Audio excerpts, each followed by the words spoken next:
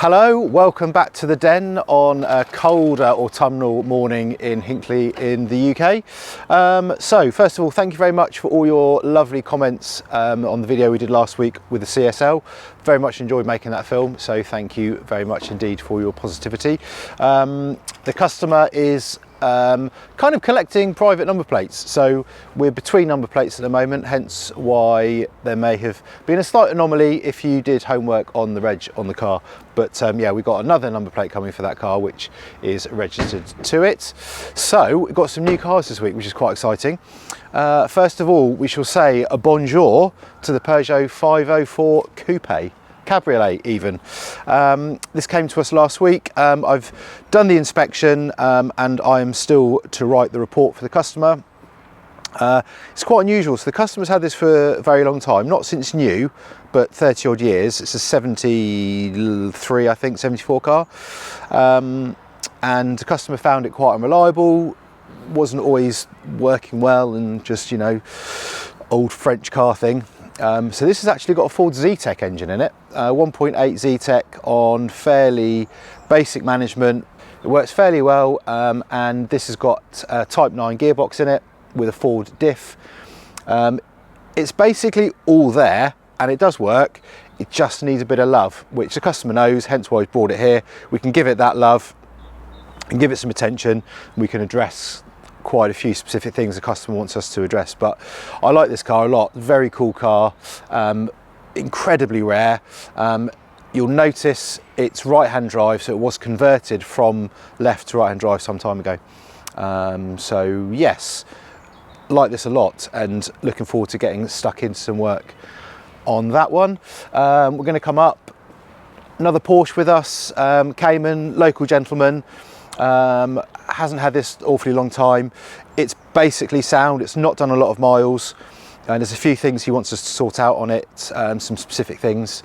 Same with this one, we'll be getting onto the inspection later this week, get a report done for him, get that out, and then we can progress from there.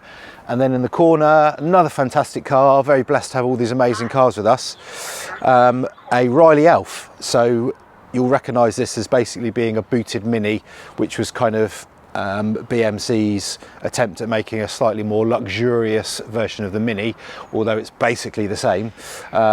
So this is rather hot in that it's got a 7-port head on it with loads of MED bits, go faster bits, all adjustable suspension, some really good brakes on it, loads of cool trick bits, and it does go very well indeed.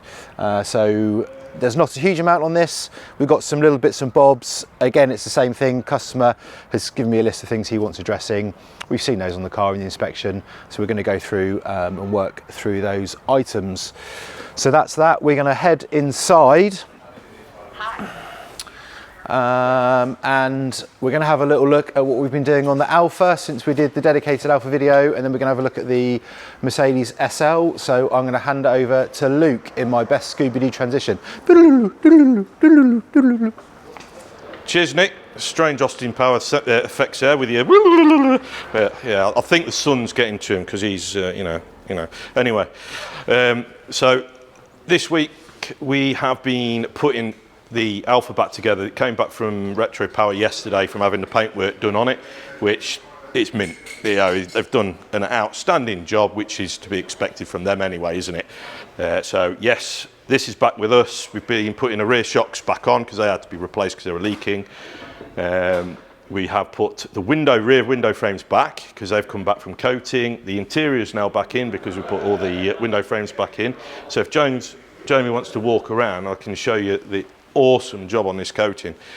At first, initially, I was a little bit concerned about the colour difference between the coating and the original door frame, because this isn't removable. This is actually part of the door. Initially, we thought, oh, we can take these off, get them coated at the same time as the rears, and then they match. Finding out it's part of the door, so well, we can't do that. So I was a little bit concerned that it wasn't going to match, but it does. It looks. I think what helps is we've got this the plastic pillar trim here, which breaks it up, so it's not butted up close to it. But even still, if you go close to it, it's not far, a million miles away. It does look good. I'm quite impressed with that. And I can now show you properly how these rear windows open, because in the other video I couldn't, because the window kept dropping out. So now, if I wind this handle here, you can see. I think that's brilliant. That's cool, innit? Love it. So much better than pop-out windows. Yeah, love it, love it. So anyway, yeah, been putting that back together. That should be having the carbs come back soon.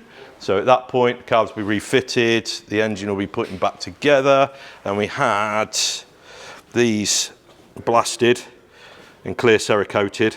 So I'm looking forward to getting them back on to lift the engine bay colour back up. So yeah, that's the Alfa. That's the Alfa. I did notice, sorry Jamie, I keep pushing you all over the place, you're going to trip over. Nick had a comment about his receding hairline. So I'm just going to leave this laying around just for a bit of comedy value. See if he picks up on it.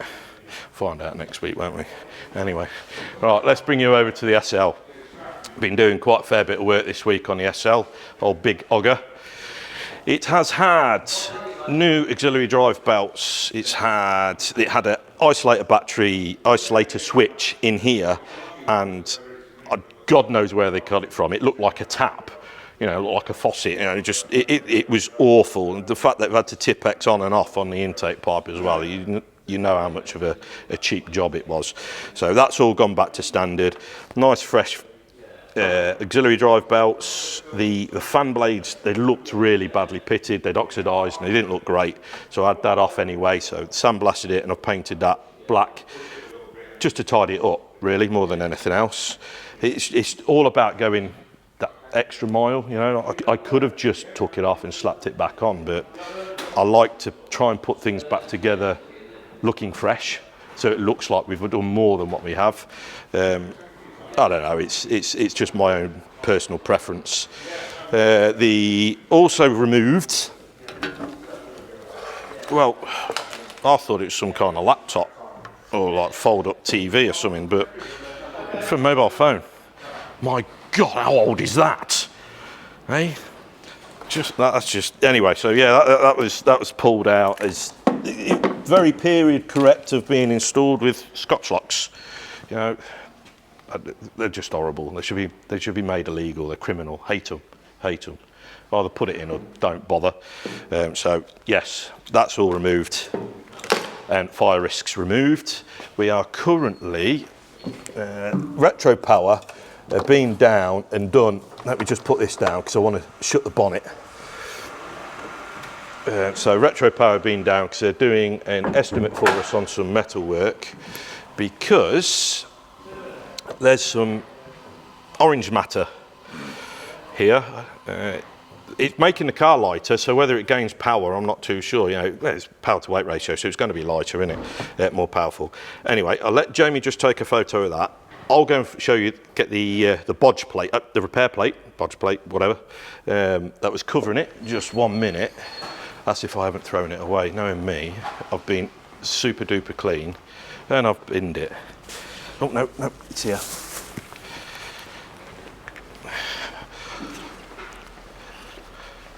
This plate here was just sealed on top of this crater. There, it stopped the water from getting in the car, which, you know, it did its job to a certain extent, and it was a cheap repair, but it's just god awful because the rust is spread. It is a mess. So that is going to be done properly by the lads at Retropower. We have got other bits dotted around here, there and everywhere on it. We've got like a little bit here, so the Retropower lads are going to work their magic. What else have we done? We've replaced the front fog lights, because all the chroming, because of the age of it, all the chroming inside the fog lights all flaked off, looked a mess. The lenses have gone all cloudy. We've got some nice black brackets here which are made out of aluminium. That's oxidised, the paint had flaked off it. They just look tatty. They just let the whole front end of the car down. So we had a pair of those ordered in from, I think, SL Classic. I might be wrong, but yeah, we got some of those. The front number plate, whoever fitted this surround used like 8mm bolts to hold this surround on. Well, with the head of the bolt wouldn't allow the number plate to go to the surround. So took them off, I've riveted that on so it's nice and flush, able to put the number plate on, which looks okay, nice and clean and tidy with the lovely Den number plates on. So there the number plate and the front fog lights all done. A bit of a time warp, I don't know if you've just noticed. We just tried our Austin Powers time warp going on.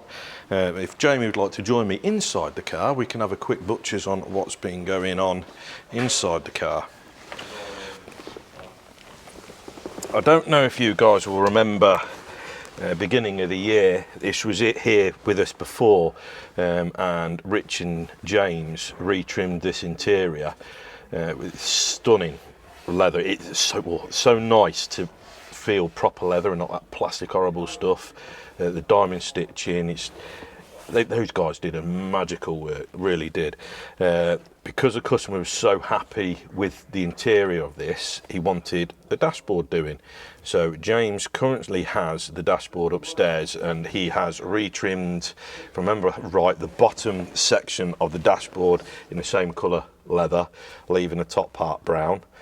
The customer is also having the centre console retrimmed in the same brown leather, which is it just continues quite nicely. I think he's also talking about, don't know if I'm allowed to talk about this just yet, it did have wooden infill panels on the dashboard and the centre console, and the customer would like those doing in a black leather, which is going to be nice because you're going to have the black top. It's nice to bring a bit of blackness into the rest of the interior, so that's going to be a nice little touch. So that is why the dashboard is out, and also, which is a bit of a blessing in disguise, because while the dashboard's out, we can yet again have a look at that hole that I showed you in the scuttle panel and address that. So it's nice to be able to get to the top side and the bottom side, so then you're not going to set fire to anything. So that is the interior as far as I'm aware, because like I said, James is taking over the rest of that. So yeah, thank you very much for logging on and watching. It is really pleasant to see your comments, and yeah, it's great. It really is great. What I'd like to say is, if you guys want to see more of a certain car that we've got in at the Den, just put a comment below. Nick and I'll have a chat about it and see if we can bring what you want to see forwards, or we'll just continue what the next car's in. But no, your input is great. Love to read it, and yeah, it's great. Thanks. So I shall, or should I say, you shall see me hopefully next week. Hope you had a nice weekend, guys. See you soon. Ciao.